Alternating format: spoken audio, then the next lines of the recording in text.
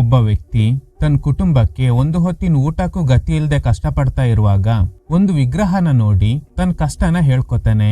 ಆಗ ಆ ವಿಗ್ರಹ ಇವನಿಗೆ ಅಕ್ಕಿ ಕೊಡುತ್ತೆ. ಕೊನೆಗೆ ಚಿನ್ನ ಕೇಳ್ತಾನೆ, ಅದನ್ನು ಕೊಡುತ್ತೆ.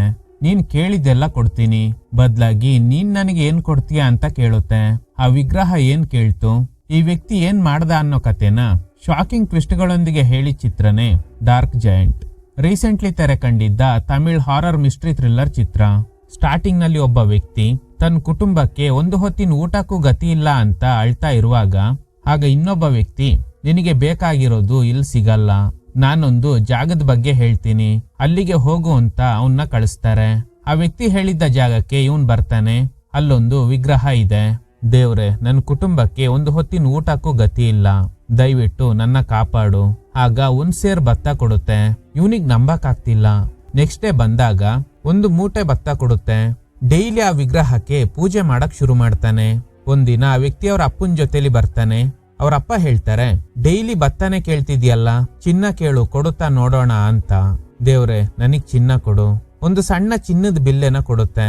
ಆಸೆ ಜಾಸ್ತಿಯಾಗಿ ಇನ್ನೂ ಚಿನ್ನ ಕೊಡು ಅಂದಾಗ ಈಗ ವಿಗ್ರಹ ಮಾತಾಡಕ್ ಶುರು ಮಾಡುತ್ತೆ.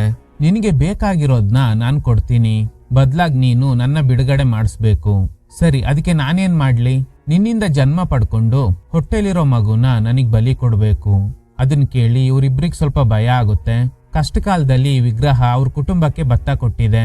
ಸೊ ಇವ್ರಿಬ್ರಿಗೆ ಏನ್ ಮಾಡ್ಬೇಕು ಅಂತಾನೆ ಗೊತ್ತಾಗ್ತಾ ಇಲ್ಲ.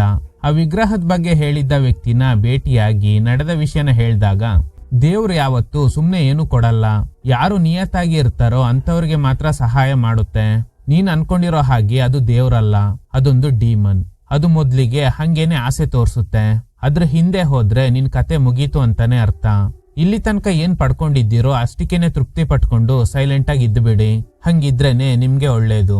ಕೆಲವು ವರ್ಷಗಳ ನಂತರ ಇವನೇ ಕಾರ್ತಿ, ಈ ಚಿತ್ರದ ಹೀರೋ. ಫ್ರೆಂಡ್ ಹತ್ರ ಸಾಲ ಮಾಡಿರ್ತಾನೆ. ಅವ್ನ್ ಡೈಲಿ ಬಂದು, ಸಾಲ ಯಾವಾಗ ಕೊಡ್ತೀಯ ಮಗ, ನನ್ನ ಹೆಂಡತಿ ಬೇರೆ ಟಾರ್ಚರ್ ಮಾಡ್ತಿದ್ದಾಳೆ ಅಂತ. ಸದ್ಯದಲ್ಲೇ ಅರೇಂಜ್ ಮಾಡ್ಕೊಡ್ತೀನಿ, ನನಗೆ ಸ್ವಲ್ಪ ಟೈಮ್ ಕೊಡು. ಇವಳು ಕಾರ್ತಿ ಅವ್ರ ಹೆಂಡತಿ, ಹೆಸರು ಕೀರ್ತನ. ಅವಳು ನಿದ್ದೆ ಮಾಡ್ತಾ ಇರುವಾಗ ಯಾವ್ದೋ ಭೂತ ಬಂದಂಗೆ ಫೀಲ್ ಆಗುತ್ತೆ. ಅಷ್ಟರಲ್ಲಿ ಎಚ್ಚರಿಕೆ ಆಗುತ್ತೆ, ಇದೊಂದು ಕೆಟ್ಟ ಕನ್ಸು. ನೆಕ್ಸ್ಟ್ ಡೇ ಕಾರ್ತಿಗೊಂದು ಕಾಲ್ ಬರುತ್ತೆ. ಅವನಿಗೊಬ್ಳು ತಂಗಿನೂ ಇದ್ದಾಳೆ, ದೀಪ್ತಿ ಅಂತ. ಕಾರ್ತಿ ಕಾಲ್ ವಿಷಯನ ಹೇಳ್ತಾನೆ. ಊರಿಂದ ನನಗೊಂದು ಕಾಲ್ ಬಂದಿತ್ತು. ಊರಲ್ಲಿ ನಮ್ಗೆ ಒಂದು ಮನೆ ಹಾಗೇನೆ ತೋಟ ಇದೆಯಂತೆ. ಅದನ್ನ ನಮ್ ತಾತನೇ ನೋಡ್ಕೊತಾ ಇದ್ದಾರಂತೆ. ಅವ್ರಿನ್ನು ಸ್ವಲ್ಪ ದಿನ ಅಷ್ಟೇ ಬದುಕಿರ್ತಾರೆ. ನಮ್ಮನ್ನೆಲ್ಲ ನೋಡ್ಬೇಕು ಅಂತಿದ್ದಾರಂತೆ. ಹೋಗಿ ಸ್ವಲ್ಪ ದಿನ ಅಲ್ಲೇ ಇದ್ದು ಆ ಪ್ರಾಪರ್ಟೀಸ್ ನ ಮಾರಿದ್ರೆ ಸಾಲ ಆದ್ರೂ ತೀರುತ್ತೆ ಅಂತ. ಹೀಗೆ ಹೆಂಡತಿ ಹಾಗೇನೆ ತಂಗಿನ ಕನ್ವಿನ್ಸ್ ಮಾಡಿ ಆ ಊರಿಗೆ ಕರ್ಕೊಂಡು ಬರ್ತಾನೆ. ಇದೇ ಆ ಮನೆ. ಇದ್ರಲ್ಲೇ ಕಾರ್ತಿ ಅವ್ರ ತಾತ ಒಬ್ರೇ ಇದ್ದಾರೆ. ತಾತ ಹಾಸಿಗೆ ಹಿಡ್ದಿರೋದ್ರಿಂದ ಮನೆ ಕ್ಲೀನ್ ಆಗಿಲ್ಲ. ಈಗ ಕೀರ್ತನಗೆ ಹೊಟ್ಟೆ ನೋವು ಶುರುವಾಗುತ್ತೆ. ಈಗ್ಲೇ ಅವಳು ಪ್ರೆಗ್ನೆಂಟ್ ಆಗಿರೋ ವಿಷಯನ ಹೇಳ್ತಾಳೆ. ಇದನ್ ಕೇಳಿ ಇವ್ರಿಬ್ರಿಗೂ ತುಂಬಾನೇ ಖುಷಿ ಆಗುತ್ತೆ. ಫಸ್ಟ್ ಅವ್ರ ತಾತನ್ ನೋಡ್ತಾರೆ. ಹುಷಾರಿಲ್ದೆ ಇರೋದ್ರಿಂದ ಅವ್ರು ಮಾತಾಡ್ತಾ ಇಲ್ಲ. ಆದ್ರೆ ಕೀರ್ತನನ ಮಾತ್ರ ಒಂಥರ ನೋಡ್ತಿದ್ದಾರೆ. ಇವಳಿಗೆ ಸ್ವಲ್ಪ ಭಯ ಆಗುತ್ತೆ. ಇವನು ಸೆಂದಿಲ್. ಇವನೇ ಕಾರ್ತಿಕ್ ಕಾಲ್ ಮಾಡಿ ಆ ತಾತ ಹಾಗೇನೆ ಈ ಮನೆ ಬಗ್ಗೆ ಹೇಳಿರೋದು. ನಿಮ್ ತಾತ ಮಾತಾಡ್ತಾ ಇಲ್ಲ ಅಂತ ಬೇಜಾರ್ ಮಾಡ್ಕೋಬೇಡಿ. ಇನ್ನು ಸ್ವಲ್ಪ ದಿನ ಇಲ್ಲೇ ಇದ್ದು ಈ ಮನೆ ತೋಟನೆಲ್ಲ ನಿಮ್ ಹೆಸರಿಗೆ ಮಾಡಿಸ್ಕೊಂಡು ಹೋಗಿ. ನಾನು ಆದಷ್ಟು ಬೇಗ ಪೇಪರ್ಸ್ ನ ರೆಡಿ ಮಾಡ್ಕೊಂಡ್ ಬರ್ತೀನಿ. ತಾತ ಒಂದು ಸೈನ್ ಹಾಕಿದ್ರೆ ಸಾಕು ಅಂತ. ಅವ್ರಿಗೆ ಯಾವ ತರದ ಫುಡ್ ಕೊಡ್ಬೇಕು ಅದೆಲ್ಲ ಅವರೇ ನೋಡ್ಕೋತಾರೆ. ನೀವೇನು ಅದ್ರ ಬಗ್ಗೆ ಚಿಂತೆ ಮಾಡಬೇಡಿ ಅಂತ ಹೇಳಿ ಸೆಂದಿಲ್ ಅಲ್ಲಿಂದ ಹೋಗ್ತಾನೆ. ಇವ್ರಿಗೇನು ಅರ್ಥ ಆಗ್ತಿಲ್ಲ. ಮೊದ್ಲೇ ಅವರು ಹಾಸಿಗೆ ಹಿಡ್ದಿದ್ದಾರೆ. ಹೀಗಿರುವಾಗ ಹೇಗೆ ಅಡಿಗೆ ಮಾಡ್ಕೋತಾರೆ? ಕಾರ್ತಿ ದೀಪ್ತಿಗೆ ಹೇಳ್ತಾನೆ, ನಮ್ಗೆ ಆಸ್ತಿ ಸಿಕ್ಕಿದ್ರೆ ಸಾಕು ಬಿಡು ಅಂತ. 3 ಜನ ಸೇರಿ ಮನೆ ಕ್ಲೀನ್ ಮಾಡ್ತಾರೆ. ಕೀರ್ತನ ಪ್ರೆಗ್ನೆಂಟ್ ಆಗಿರೋದ್ರಿಂದ ಕಾರ್ತಿ ತುಂಬಾನೇ ಖುಷಿಯಾಗಿದ್ದಾನೆ. ಸಡನ್ ಆಗಿ ಕಿಟಕಿ ಹತ್ರ ಯಾರೋ ಬಂದಂಗೆ ಫೀಲ್ ಆಗುತ್ತೆ. ಹೋಗ್ ನೋಡಿದಾಗ ಅಲ್ಲಿ ಯಾರು ಇಲ್ಲ. ಕಾರ್ತಿ ಹೇಳ್ತಾನೆ, ಹೊಸ ಜಾಗ ಅಲ್ವಾ, ಅದಕ್ಕೇನೆ ಹೀಗೆಲ್ಲ ಅನ್ನಿಸ್ತಾ ಇದೆ ಅಂತ. ಕೀರ್ತನ ತಾತನ್ನ ಮಾತಾಡ್ಸೋದಕ್ಕೆ ಟ್ರೈ ಮಾಡ್ತಾಳೆ. ನಾನು ಪ್ರೆಗ್ನೆಂಟ್, ನನಗೆ ಆಶೀರ್ವಾದ ಮಾಡಿ ಅಂತ. ಆದ್ರೆ ಅವರು ಒಂಥರ ನೋಡ್ತಿದ್ದಾರೆ. ಇವಳಿಗೇನು ಅರ್ಥನೇ ಆಗ್ತಿಲ್ಲ, ಯಾಕೆ ಇವರು ಹೀಗ್ ನೋಡ್ತಿದ್ದಾರೆ ಅಂತ. ದೀಪ್ತಿಗೆ ಒಬ್ಬ ಲವರ್ ಇದ್ದಾನೆ. ಅವಳು ಸಿಟಿಯಿಂದ ಹಳ್ಳಿಗೆ ಬಂದಿರೋ ವಿಷಯ ತಿಳ್ಕೊಂಡು ಇಲ್ಲಿಗೆನೆ ಹುಡ್ಕೊಂಡ್ ಬಂದಿದ್ದಾನೆ. ಆದ್ರೆ ಇದು ಒನ್ ಸೈಡೆಡ್ ಲವ್. ಇವಳಿಗೆ ಅವನಂದ್ರೆ ಇಷ್ಟನೇ ಇಲ್ಲ. ರಾತ್ರಿ ಕೀರ್ತನ ಕಾರ್ತಿಗೆ ಹೇಳ್ತಾಳೆ, ಬೆಳಗ್ಗೆ ಕೊಟ್ಟಿದ್ದ ಊಟ ಹಂಗೇನೆ ಇದೆ, ತಾತ ಏನು ತಿಂದೇ ಇಲ್ಲ, ಅವ್ರ ನಡವಳಿಕೆ ತುಂಬಾನೇ ವಿಚಿತ್ರವಾಗಿದೆ ಅಂತ. ಕಾರ್ತಿ ಅವ್ರ ತಾತನಿಗೆ ಊಟ ಮಾಡ್ಸೋದಕ್ಕೆ ಟ್ರೈ ಮಾಡ್ತಾನೆ. ಆದ್ರೆ ಅವರು ಏನು ರಿಯಾಕ್ಟ್ ಮಾಡ್ತಿಲ್ಲ. ಕಾರ್ತಿಗೊಬ್ಬ ಫ್ರೆಂಡ್ ಇದ್ದಾನಲ್ಲ, ಅವನ್ ಹೆಂಡತಿ ಫೋರ್ಸ್ ಮಾಡ್ತಿದ್ದಾಳೆ. ಕಾರ್ತಿ ಹಳ್ಳಿಗೆ ಹೋಗಿದ್ದಾನೆ, ಅವ್ನ್ ನಮ್ಗೆ ಮೋಸ ಮಾಡ್ಬಿಟ್ಟ ಅನ್ಸುತ್ತೆ, ನೀನು ಅಲ್ಲಿಗೆನೆ ಹೋಗಿ ದುಡ್ಡು ಇಸ್ಕೊಂಡ್ ಬಾ ಅಂತ. ಇವನ್ ಹೆಸರು ರಮೇಶ್. ಇನ್ನು ದೀಪ್ತಿಗೆ ರಾತ್ರಿ ಆದ್ರೆ ಸಾಕು, ಯಾರೋ ಈ ಮನೆ ಸುತ್ತ ಸುತ್ತಾಡ್ತಾ ಇರೋ ತರ ಎಲ್ಲ ಅನ್ನಿಸ್ತಾ ಇದೆ. ಹೊರಗಡೆ ನೋಡಿದಾಗ ಯಾರು ಇಲ್ಲ, ಮನೆ ಒಳಗಡೆನು ಏನೇನೋ ಶಬ್ದ ಕೇಳ್ತಿದೆ. ಡೌಟ್ ಬಂದು ತಾತನ್ ರೂಮ್ ನ ಚೆಕ್ ಮಾಡಿದಾಗ ಅವರು ನಿದ್ದೆ ಮಾಡ್ತಿದ್ದಾರೆ. ಮತ್ತೆ ರೂಮಿಗೆ ಬಂದಾಗ ಕಿಟಕಿ ಹತ್ರ ಏನೋ ಶಬ್ದ ಕೇಳುತ್ತೆ. ಸ್ಕ್ರೀನ್ ಸರ್ಸಿ ನೋಡಿದಾಗ ದೂರದಲ್ಲಿ ಯಾರೋ ನಿಂತ್ಕೊಂಡಿದ್ದಾರೆ. ಗಾಬರಿಯಾಗಿದ್ದ ದೀಪ್ತಿ ಹೆದರ್ಕೊಂಡು ಬೆಡ್ಶೀಟ್ ಓದ್ಕೊಂಡು ನಿದ್ದೆಗ್ ಜಾರ್ತಾಳೆ. ರಾತ್ರಿ ಮನೆ ಹತ್ರ ಯಾರೋ ಶಂಕ ಊದೋ ಶಬ್ದ ಕೇಳ್ತಿತ್ತು ಅಂತ ಕೀರ್ತನ ಹೇಳ್ತಾಳೆ. ಆಗ ಕಾರ್ತಿ, ಇದು ಜಾತ್ರೆ ಸಂದರ್ಭ ಅಲ್ವಾ, ಅದಕ್ಕೆ ಯಾರು ಸ್ವಾಮೀಜಿ ಬಂದಿರ್ಬೋದು. ಕೀರ್ತನ ಒಬ್ಳೆ ಇರುವಾಗ ಯಾರೋ ಹಿಂದೆ ಬಂದಂಗೆ ಫೀಲ್ ಆಗುತ್ತೆ. ತಿರುಗ್ ನೋಡಿದಾಗ ಅಲ್ಲಿ ಯಾರು ಇಲ್ಲ. ದೀಪ್ತಿ ಲವರ್ ಹೇಳ್ತಾನೆ, ನೀವಿರೋ ಮನೆ ಬಗ್ಗೆ ಕೇಳಿದಾಗ ಒಬ್ಬೊಬ್ರು ಒಂದೊಂದ್ ಕತೆ ಹೇಳ್ತಿದ್ದಾರೆ. ನಿನ್ನೆ ರಾತ್ರಿ ನಾನು ನಿನ್ನ ನೋಡಕ್ ಬಂದಿದ್ದೆ. ಹೋ, ನೀನೇನ ಅದು? ನಿನ್ನನ್ ನೋಡಿ ನಾನು ಹೆದ್ರು ಬಿಟ್ಟಿದ್ದೆ. ದೀಪ್ತಿ, ನೀನು ನನ್ನ ಕಿಟಕಿಯಿಂದ ನೋಡ್ತಿರುವಾಗ ನಿನ್ ಹಿಂದೆ ಏನೋ ನಿಂತಿತ್ತು. ಗಾಬರಿಯಾಗಿ ನಾನು ಅಲ್ಲಿಂದ ಓಡೋಗ್ಬಿಟ್ಟೆ. ನೋಡು, ಆ ಮನೆ ಸರಿ ಇಲ್ಲ, ಆದಷ್ಟು ಬೇಗ ಇಲ್ಲಿಂದ ಸಿಟಿಗ್ ಬಂದು ಬಿಡು ಅಂತ. ಆದ್ರೆ ಇವಳು ಇವನ್ ಮಾತ್ ಕೇಳಲ್ಲ. ಇನ್ನು ಕಾರ್ತಿ ಇವನಿಗೆ ಕಾಲ್ ಮಾಡಿ ಈ ಪ್ರಾಪರ್ಟೀಸ್ ಹಾಗೇನೆ ತಾತನ್ ಬಗ್ಗೆ ಹೇಳಿದ್ದ ಸೆಂದಿಲ್ ಬಗ್ಗೆ ಕೇಳ್ತಾನೆ. ಕೆಲವರು ಅವನು ಒಳ್ಳೆಯವನು ಅಂತ ಹೇಳಿದ್ರೆ, ಇನ್ನು ಕೆಲವ್ರಿಗೆ ಅವನು ಯಾರು ಅಂತಾನೆ ಗೊತ್ತಿಲ್ಲ. ರಾತ್ರಿ ಕೀರ್ತನ ರೆಸ್ಟ್ ರೂಮ್ಗೆ ಹೋಗುವಾಗ ಆ ತಾತ ಒಬ್ರೆ ಯಾರ ಜೊತೆನೋ ಮಾತಾಡ್ತಾ ಇದ್ದಾರೆ. ಹಗ್ಲೊತ್ತು ಹಾಸಿಗೆ ಬಿಟ್ಟು ಎದ್ದಾಳಲ್ಲ, ಇದೇನಿದು ರಾತ್ರಿ ಎದ್ದು ಯಾರ ಜೊತೆನೋ ಮಾತಾಡ್ತಿದ್ದಾರಲ್ಲ, ಅಲ್ಲಿ ಅವ್ರು ಬಿಟ್ರೆ ಬೇರೆ ಯಾರು ಇಲ್ಲ. ಅವ್ರ ರೂಮ್ ಡೋರ್ ಓಪನ್ ಮಾಡಿ ನೋಡಿದಾಗ ಅಲ್ಲಿ ಆ ತಾತ ಮಲ್ಕೊಂಡಿದ್ದಾರೆ. ಹಾಗಾದ್ರೆ ಇಷ್ಟೊತ್ತು ಅಲ್ಲಿ ಒಬ್ರೆ ಮಾತಾಡ್ತಾ ಇದ್ದಿದ್ದು ಯಾರು? ಕೀರ್ತನೆಗೆ ತಲೆ ಕೆಟ್ಟು ಹೋಗುತ್ತೆ. ಡೈಲಿ ಒಬ್ರು ತಾತ ಈ ಮನೆ ಹತ್ರ ಬಂದು ಶಂಕ ಉತ್ತಾ ಇದ್ದಾರೆ. ಇನ್ನು ರಮೇಶ್ ಕಾರ್ತಿನ ಹುಡ್ಕೊಂಡು ಅವ್ರ ಊರಿಗೇನೆ ಬಂದಿದ್ದಾನೆ. ಸದ್ಯಕ್ಕೆ ಕಾರ್ತಿ ಅವ್ರ ಮನೆ ಇರೋ ಲೊಕೇಶನ್ ಗೊತ್ತಾಗಿಲ್ಲ. ತನ್ನ ವೈಫ್ಗೆ ಕಾಲ್ ಮಾಡಿ ಈ ರೀತಿ ಕಾರ್ತಿನ ಹುಡ್ಕೊಂಡು ಹಳ್ಳಿಗ್ ಬಂದಿದ್ದೀನಿ, ಇನ್ನು ಸ್ವಲ್ಪ ದಿನದಲ್ಲೇ ಬರ್ತೀನಿ ಅನ್ನೋ ಅಷ್ಟ್ರಲ್ಲಿ ಫೋನ್ ನೀರಿಗ್ ಬಿದ್ದೋಗುತ್ತೆ. ಫೋನ್ ಒಳಗಡೆ ನೀರ್ ನುಗ್ಗಿರೋದ್ರಿಂದ ಸರಿಯಾಗಿ ವರ್ಕ್ ಆಗ್ತಾ ಇಲ್ಲ. ಕಾರ್ತಿ ನಿರಂತರವಾಗಿ ಸೆಂದಿಲ್ ಬಗ್ಗೆ ವಿಚಾರಿಸ್ತಾನೆ ಇದ್ದಾನೆ. ಯಾಕಂದ್ರೆ ಅವನು ಆ ದಿನ ಬಂದು ಹೋದ್ಮೇಲೆ ಈ ಊರಲ್ಲೆಲ್ಲೂ ಕಾಣಿಸ್ತಾನೆ ಇಲ್ಲ. ಇವರಿಬ್ರು ಹೇಳ್ತಿರೋ ಪ್ರಕಾರ ನೀವಿರೋ ಮನೆ ಸರಿ ಇಲ್ಲ, ಆ ಕಡೆ ಬರೋ ಜನರಿಗೆ ಮಾನಸಿಕ ಕಾಯಿಲೆ ಬರುತ್ತೆ ಅಂತ ಜನ ಮಾತಾಡ್ಕೋತಾ ಇದ್ದಾರೆ, ನೀನ್ ಸ್ವಲ್ಪ ಹುಷಾರಾಗಿರು ಅಂತ. ಈಗ ರಾತ್ರಿ ಆಗಿದೆ. ಕಾರ್ತಿ ದೀಪ್ತಿ ಜೊತೆಲಿ ಮಲ್ಕೊಂಡಿದ್ದಾನೆ. ಗಾಬರಿಯಾಗಿದ್ದ ದೀಪ್ತಿ, ನೀನ್ ಯಾಕೆ ಇಲ್ಲಿ ಬಂದ್ ಮಲ್ಕೊಂಡಿದ್ಯಾ, ಹೋಗ್ ನಿನ್ ಹೆಂಡತಿ ಜೊತೆಲಿ ಮಲ್ಕೋ ಅಂತ ಬೈದ್ ಕಳಿಸ್ತಾಳೆ. ಅವ್ನ್ ಯಾಕೆ ಸಡನ್ ಆಗಿ ಈ ರೀತಿ ನಡ್ಕೋತಾ ಇದ್ದಾನೋ ಗೊತ್ತಿಲ್ಲ. ಪೊಲೀಸ್ ಅಧಿಕಾರಿಯೊಬ್ರು ರಮೇಶ್ನ ಹುಡುಕ್ತಾ ಇದ್ದಾರೆ. ಯಾಕಂದ್ರೆ ರಮೇಶ್ನ ಹೆಂಡತಿ ಅವ್ನ್ ಕಾಣಿಸ್ತಾ ಇಲ್ಲ ಅಂತ ಕಂಪ್ಲೇಂಟ್ ಕೊಟ್ಟಿದ್ದಾಳೆ. ದೀಪ್ತಿ ಇಂಡೈರೆಕ್ಟ್ ಆಗಿ ರಾತ್ರಿ ಯಾಕೆ ನಾನ್ ರೂಮಿಗೆ ಬಂದಿದ್ದೆ ಅಂತ ಕೇಳಿದಾಗ ಇವನಿಗೇನು ನೆನ್ಪೇ ಇಲ್ಲ. ರಾತ್ರಿ ಆದ್ರೆ ಸಾಕು, ದೀಪ್ತಿಗೆ ಬರೀ ಕೆಟ್ಟ ಕನ್ಸೆ ಬೀಳ್ತಾ ಇದೆ. ಗಾಬರಿಯಾಗಿ ಓಡ್ ಬಂದು ಕೀರ್ತನಗೆ ವಿಷಯ ಹೇಳ್ತಾಳೆ, ಯಾರೋ ನನ್ ಮೇಲೆ ಕೂತಂಗೆ ಅನ್ನಿಸ್ತಾ ಇತ್ತು ಅಂತ. ಕಾರ್ತಿ ಒಬ್ನೇ ಓಡಾಡ್ತಾ ಇದ್ದಾನೆ. ಅವನ್ ನಡವಳಿಕೆ ನೋಡಿ ಇವ್ರಿಬ್ರಿಗೆ ಭಯ ಆಗುತ್ತೆ. ಅವನು ಹೊರಗಡೆ ಹೋಗ್ತಾನೆ. ಇವರಿಬ್ರು ಕೂಡ ಹಿಂದೆನೆ ಹೋಗಿ ನೋಡಿದ್ರೆ ಅಲ್ಲಿ ಕೂತ್ಕೊಂಡು ಹಸಿ ಮಾಂಸ ತಿಂತಾ ಇದ್ದಾನೆ. ಹೆದ್ರಿ ಇವರಿಬ್ರು ರೂಮಿಗೆ ಓಡ್ ಬರ್ತಾರೆ. ನೋಡಿದ್ರೆ ಕಾರ್ತಿ ರೂಮ್ ನಲ್ಲೇ ಇದ್ದಾನೆ. ನೀವ್ಯಾಕೆ ಈ ಸಮಯದಲ್ಲಿ ಓಡಾಡ್ತಾ ಇದ್ದೀರಾ, ಏನಾಯ್ತು? ದೀಪ್ತಿ ಕೇಳ್ತಾಳೆ, ಅಲ್ಲಿ ಹೊರಗಡೆ ಕೂತ್ಕೊಂಡು ಹಸಿ ಮಾಂಸ ತಿಂತಾ ಇದ್ದಿದ್ದು ನೀನೇ ಅಲ್ವಾ, ನಿನ್ಗೇನಾದ್ರೂ ತಲೆ ಕೆಟ್ಟಿದ್ಯಾ, ಹೋಗ್ ಮಲ್ಕೊಳ್ಳಿ, ಬೆಳಗ್ಗೆ ಮಾತಾಡೋಣ. ಆಗ ಡೋರ್ ಓಪನ್ ಆಗಿ ಯಾವ್ದೋ ಡೀಮನ್ ಬರುತ್ತೆ. ಇವ್ರಿಗೆಲ್ಲ ಈ ಮನೇಲಿ ಏನ್ ನಡೀತಾ ಇದೆ ಅಂತಾನೆ ಅರ್ಥ ಆಗ್ತಾ ಇಲ್ಲ. ನೆಕ್ಸ್ಟ್ ಡೇ ರಮೇಶ್ನ ಹೆಂಡತಿ ಅವನಿಗೆ ಕಾಲ್ ಮಾಡ್ತಾಳೆ. ಫೋನ್ ನೀರಿಗ್ ಬಿದ್ದು ಹಾಳಾಗಿತ್ತು, ಈಗ ವರ್ಕ್ ಆಗ್ತಾ ಇದೆ. ನಾನೇ ಕಾಲ್ ಮಾಡ್ಬೇಕು ಅಂತ ಅನ್ಕೊಂಡಿದ್ದೆ, ಅಷ್ಟ್ರಲ್ಲಿ ನೀನೇ ಕಾಲ್ ಮಾಡಿದ್ಯಾ. ಇವನು ಕಾಣಿಸ್ತಾ ಇಲ್ಲ ಅಂತ ಕಂಪ್ಲೇಂಟ್ ಕೊಟ್ಟಿರೋ ವಿಷಯನ ಹೇಳ್ತಾಳೆ. ನೀನು ಕಾಲ್ ಮಾಡಿದಾಗ ಪಿಕ್ ಮಾಡಿಲ್ಲ, ಅದಕ್ಕೇನೆ ನಾನು ಪೊಲೀಸ್ ಕಂಪ್ಲೇಂಟ್ ಕೊಟ್ಟೆ. ಸರಿ ಬಿಡು, ನಾನು ಹೇಗೋ ಮ್ಯಾನೇಜ್ ಮಾಡ್ತೀನಿ. ನನಗೆ ಇನ್ನು ಕಾರ್ತಿ ಮನೆ ಯಾವ್ದು ಅಂತ ಗೊತ್ತಾಗಿಲ್ಲ. ಈಗ ತುಂಬಾ ದಿನಗಳ ನಂತರ ಸೆಂದಿಲ್ ಬರ್ತಾನೆ. ಡಾಕ್ಯುಮೆಂಟ್ಸ್ ಎಲ್ಲ ರೆಡಿ ಆಗಿದೆ. ತಾತ ಒಂದು ಸೈನ್ ಹಾಕಿದ್ರೆ ಆಯ್ತು, ಆಸ್ತಿ ಎಲ್ಲ ನಿಮ್ಗೆನೆ ಸೇರುತ್ತೆ. ಇನ್ನು ಒಂದೇ ಒಂದು ಡಾಕ್ಯುಮೆಂಟ್ ರೆಡಿ ಮಾಡ್ಬೇಕು. ಇನ್ನೊಂದು 2-3 ದಿನ ಇರಿ. ಸರಿ, ಅವ್ರು ಯಾಕೆ ನಮ್ ಜೊತೆಲಿ ಮಾತಾಡ್ತಾ ಇಲ್ಲ? ನೋಡಿ, ನಿಮ್ಗೆ ಆಸ್ತಿ ತಾನೇ ಮುಖ್ಯ. ಇನ್ನೊಂದು 2 ದಿನ ಇರಿ, ಇಲ್ಲ ಅಂದ್ರೆ ತಾತನಿಗೆ ವಿಷಯ ಹೇಳ್ಬಿಟ್ಟು ಹೊರಡಿ ಅಂತ. ಅಷ್ಟ್ರಲ್ಲಿ ಕೀರ್ತನ ಕರೀತಾಳೆ, ಇರು ಬಂದೆ. ಸಡನ್ ಆಗಿ ಸೆಂದಿಲ್ ಕಾಣೆ ಆಗ್ತಾನೆ. ಅಷ್ಟು ಬೇಗ ಎಲ್ಲೋದ? ಇವನಿಗಂತೂ ತಲೆ ಕೆಟ್ಟು ಗೊಬ್ಬರ ಆಗೋಗುತ್ತೆ. ಇನ್ನು ಈ ದೀಪ್ತಿಗೆ ಒಬ್ಬ ಲವರ್ ಇದ್ದಾನಲ್ಲ, ಅವನು ರಮೇಶ್ನ ಸಿಟಿನಲ್ಲಿ ನೋಡಿರ್ತಾನೆ. ಹಾಗೇನೆ ಪೊಲೀಸ್ ಇವ್ರನ್ನ ಹುಡುಕ್ತಾ ಇರೋ ವಿಷಯನ ಹೇಳಿ ಅವನು ಕಾರ್ತಿನ ಹುಡುಕ್ತಾ ಇದ್ದಾನೆ ಅನ್ನೋದು ಗೊತ್ತಾದ್ಮೇಲೆ ಆ ಮನೆ ಹತ್ರ ಕರ್ಕೊಂಡ್ ಬರ್ತಾನೆ. ಇನ್ನು ಕಾರ್ತಿ ಅವ್ರ ತಾತನ್ ಜೊತೆಲಿ ಮಾತಾಡೋದಕ್ಕೆ ಎಷ್ಟೇ ಟ್ರೈ ಮಾಡಿದ್ರು ಅವ್ರ ಕಡೆಯಿಂದ ನೋ ರೆಸ್ಪಾನ್ಸ್. ನಾವೆಲ್ಲ ಊರಿಗೆ ಹೋಗ್ತಾ ಇದ್ದೀವಿ ಅಂದಾಗ ತಾತ ಬೇಡ ಅಂತ ಇವನ್ನ ತಡೀತಾರೆ. ಅಷ್ಟ್ರಲ್ಲಿ ರಮೇಶ್ ದುಡ್ಡಿಗೋಸ್ಕರ ಬಂದಿರೋ ವಿಷಯ ಗೊತ್ತಾದ್ಮೇಲೆ ಈ ವಿಷಯದಲ್ಲಿ ಆರ್ಗ್ಯುಮೆಂಟ್ ಜಾಸ್ತಿ ಆಗಿ ಕಾರ್ತಿ ರಮೇಶ್ಗೆ ಸರಿಯಾಗಿ ಹೊಡೆದು ಸಾಯಿಸ್ಬಿಡ್ತಾನೆ. ಕಾರ್ತಿ ಒಳಗಡೆ ಬೇರೇನೋ ಸೇರ್ಕೊಂಡಿದೆ ಅನ್ಸುತ್ತೆ. ಸಾಲ ಕೇಳಕ್ ಬಂದವನ್ನ ಸಾಯಿಸ್ಬಿಟ್ಟಿಯಾ ಅಂತ ಹೆಂಡತಿಯಾಗೇನೆ ಕೀರ್ತನ ಬೈತಾರೆ. ಸಡನ್ ಆಗಿ ನಾರ್ಮಲ್ ಆಗಿರೋ ಕಾರ್ತಿಗೆ ಇಷ್ಟೊತ್ತು ಏನ್ ನಡೀತು ಅಂತಾನೆ ಗೊತ್ತಿಲ್ಲ. ರಮೇಶ್ ನ ಡೆಡ್ ಬಾಡಿ ನೋಡಿ ಇವನಿಗೂ ಗಾಬರಿ ಆಗುತ್ತೆ. ರಾತ್ರಿ ದೀಪ್ತಿ ಲವರ್ ಮುಖಾಂತರ ಅಡ್ರೆಸ್ ತಿಳ್ಕೊಂಡಿದ್ದ ಇನ್ಸ್ಪೆಕ್ಟರ್ ಇಲ್ಲಿಗೆ ಬರ್ತಾರೆ. ಆ ಲವರ್ ಬಾಯ್ ಇವತ್ತು ದೀಪ್ತಿ ಬರ್ಡೇ ಅಂತ ಕೇಕ್ ಎಲ್ಲ ತಂದಿರ್ತಾನೆ. ಇವರಿಗೆಲ್ಲ ಭಯ, ರಮೇಶ್ ಡೆತ್ ವಿಷಯ ಗೊತ್ತಾದ್ರೆ ನಮ್ಮನ್ನೆಲ್ಲ ಜೈಲಿಗೆ ಹಾಕ್ತಾರೆ ಅಂತ. ರಮೇಶ್ನ ನಾನೇ ಕರ್ಕೊಂಡ್ ಬಂದು ಬಿಟ್ಟೋದೆ ಅಂತ ಆ ಲವರ್ ಬಾಯ್ ಪೊಲೀಸ್ಗೆ ಹೇಳಿ ಇಲ್ಲಿ ಕರ್ಕೊಂಡ್ ಬಂದಿದ್ದಾನೆ.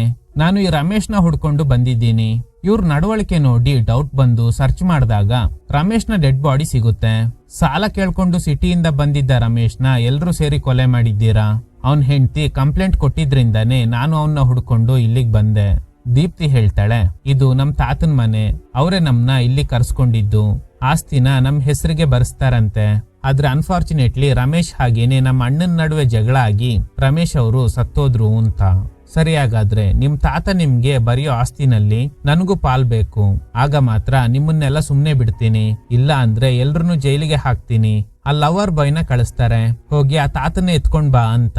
ಈಗ ಆ ಲವರ್ ಬಾಯ್ ಹೇಳ್ತಾನೆ ಒಳಗಡೆ ತಾತ ಇಲ್ಲ ಅಂತ. ಇವ್ರಿಗೆಲ್ಲ ಗಾಬರಿ ಆಗುತ್ತೆ. ಇನ್ಸ್ಪೆಕ್ಟರ್ ಕೂಡ ಹೋಗಿ ನೋಡ್ತಾರೆ. ಅವರಿಗೆ ಅಲ್ಲೊಂದು ಫೋಟೋ ಸಿಗುತ್ತೆ. ಆ ತಾತ ಸತ್ತು ಎಷ್ಟೋ ವರ್ಷ ಆಗಿದೆ. ಹಾಗಾದ್ರೆ ಇಷ್ಟು ದಿನ ನಮ್ ಜೊತೆಲಿ ಇದ್ದಿದ್ದು ಯಾರು ಅಂತ ಇವರಿಗೆಲ್ಲ ಗಾಬರಿ ಆಗುತ್ತೆ. ಇಲ್ದೇ ಇರೋ ತಾತ ಇದ್ದಾರೆ ಅಂತ ಸುಳ್ಳು ಹೇಳ್ತಾ ಇದ್ದೀರಾ. ಅಷ್ಟೇ ಅಲ್ದೆ ಸಾಲ ಕೇಳ್ಕೊಂಡ್ ಬಂದವನ್ನ ಕೊಲೆ ಮಾಡಿದ್ದೀರಾ.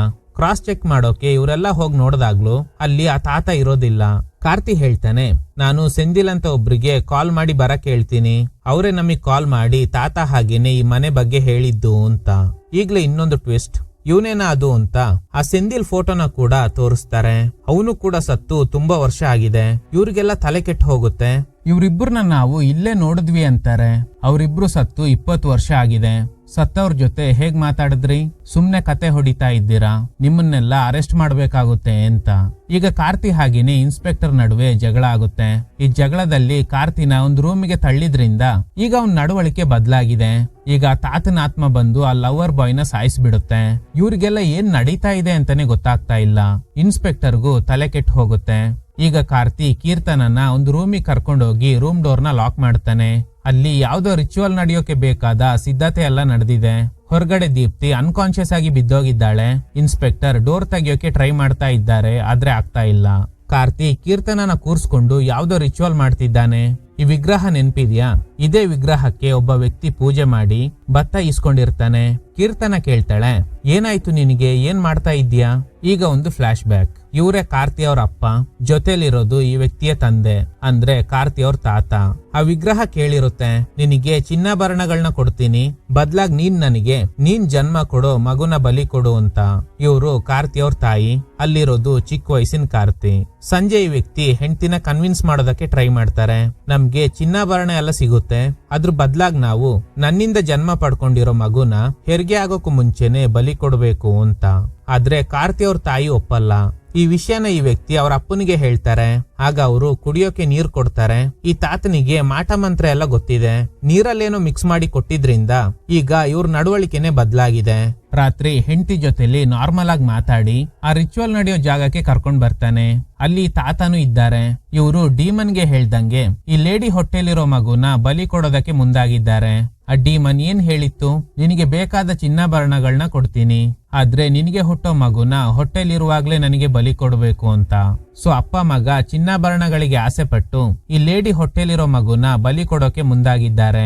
ಇವರಿಬ್ರು ಸೇರಿ ಹೊಟ್ಟೆಲಿರೋ ಮಗುನ ಬಲಿ ಕೊಡೋಕೆ ಹೊರಟಿದ್ದಾರೆ ಅನ್ನೋದು ಗೊತ್ತಾಗಿ ಈ ಲೇಡಿ ಕಾರ್ತಿನ ಕರ್ಕೊಂಡು ಅಲ್ಲಿಂದ ಎಸ್ಕೇಪ್ ಆಗ್ತಾರೆ. ಇವರು ಕೂಡ ಹಿಂದೆನೆ ಬಂದು ಎಳ್ಕೊಂಡೋಗೋದಕ್ಕೆ ಟ್ರೈ ಮಾಡ್ತಾರೆ. ಆದ್ರೆ ಈ ಲೇಡಿ ಅವ್ನ ಹೊಟ್ಟೆಗೆ ಚುಚ್ಚಿ ಸಾಯಿಸಿ ಅಲ್ಲಿಂದ ಎಸ್ಕೇಪ್ ಆಗ್ತಾರೆ. ಆದ್ರೆ ಒಂದಿನ ಈ ಲೇಡಿನೂ ತೀರ್ಕೊಂಡಿದ್ದಾರೆ. ಈ ಲೇಡಿ ಹೊಟ್ಟೆಲಿದ್ದ ಮಗು ಬೇರೆ ಯಾರು ಅಲ್ಲ, ಅದು ಕಾರ್ತಿಯ ತಂಗಿ ದೀಪ್ತಿ.